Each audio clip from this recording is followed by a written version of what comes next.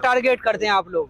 तो मीडिया को करेंगे टारगेट, इसलिए करा जाता है कि कहीं ना कहीं जो सच्चाई, मीडिया को भारत के लोकतंत्र में चौथा स्तंभ कहा जाता है। उनकी एक जवाबदारी होती है कि वो लोगों को सच्चाई बताए, लेकिन कहीं ना कहीं जनता नाराज है कि मीडिया सच्चाई नहीं बता पाती, इसलिए मीडिया से नाराज है लोग। क्या मीडिया नहीं बता रही है? सब कुछ तो बता रही है मीडिया। वो कहते हैं ना कि मतलब मीडिया भी खरीदी हुई है मोदी जी की। अगर आप हो तो हम आपको पर्सनल नहीं बोल रहे, लेकिन कहीं ना कहीं मीडिया सच्चाई नहीं बताती, इसीलिए मीडिया वालों को टारगेट किया। बिकी हुई नजर आती है आपको हर कोई?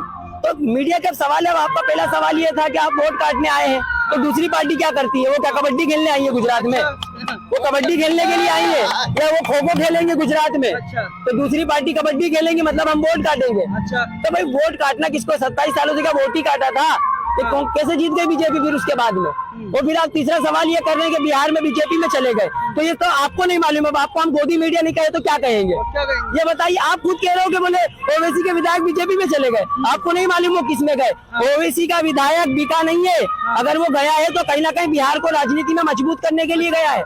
दूसरे लोग हैं जो वो खुद चले जाते हैं। 27 सालों से 2017 में 2022 तक पिछले 5 सालों में 16 विधायक कांग्रेस के बीजेपी में चले गए। वो सवाल आप क्यों नहीं करते हो? वो सवाल उनसे जाकर पूछिए। मतलब आप लोग बाहर से बीजेपी को समर्थन करते हैं? कौन कर रहा है बीजेपी को समर्थन? बाहर से और अंदर से नहीं। बीजेपी का तो हम सामना कर रहे हैं, बीजेपी की लड़ाई तो हमसे है, हम खुल के बीजेपी की। कांग्रेस, आम आदमी पार्टी है, जितने भी सेकुलर सब नकली है। वो ये नहीं चाहते कि बीजेपी को रोक सके, ना उनके अंदर ताकत है बीजेपी को रोकने की। बीजेपी को रोकने की अगर किसी में ताकत है तो वो MIM पार्टी की है।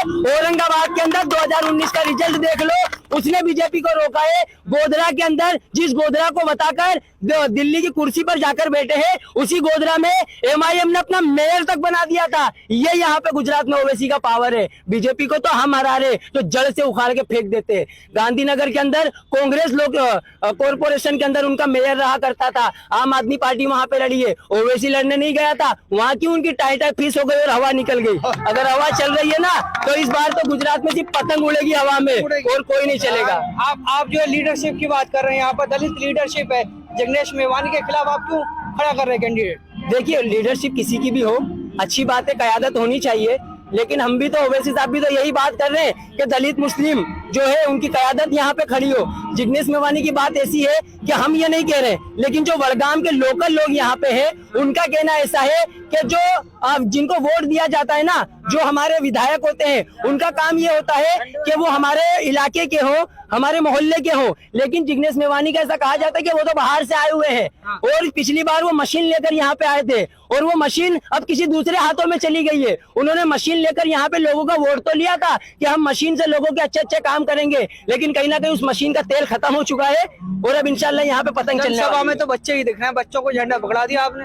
नहीं, ये गलत बात है। आगे जाइए, फिर हम कहेंगे कि गोदी मीडिया, तो आप फिर वो हो जाओगे। फिर हम आपसे कहेंगे अभी आपको बच्चे दिख रहे, बच्चे ये है, ये बच्चे नहीं है। सुनिए, ये भविष्य है। ये बच्चे सारे मोहब्बत में आए हैं। ये बच्चे यही कहने आए हैं कि हम सब ओवैसी साहब के साथ है। ये बच्चों का जज्बा है, ये बच्चों की मोहब्बत है। यहाँ कोई पैसे में नहीं आता है, यहाँ पैसे में नहीं आता है, सब मोहब्बत में आते हैं। ओवैसी साहब के साथ MIM के लिए सभी की दिली मोहब्बत है, और इंशाल्लाह यहाँ पे दलित मुस्लिम सारे लोग मिलकर ओवैसी साहब का स्वागत करेंगे और झोली भर भर के वोट देंगे।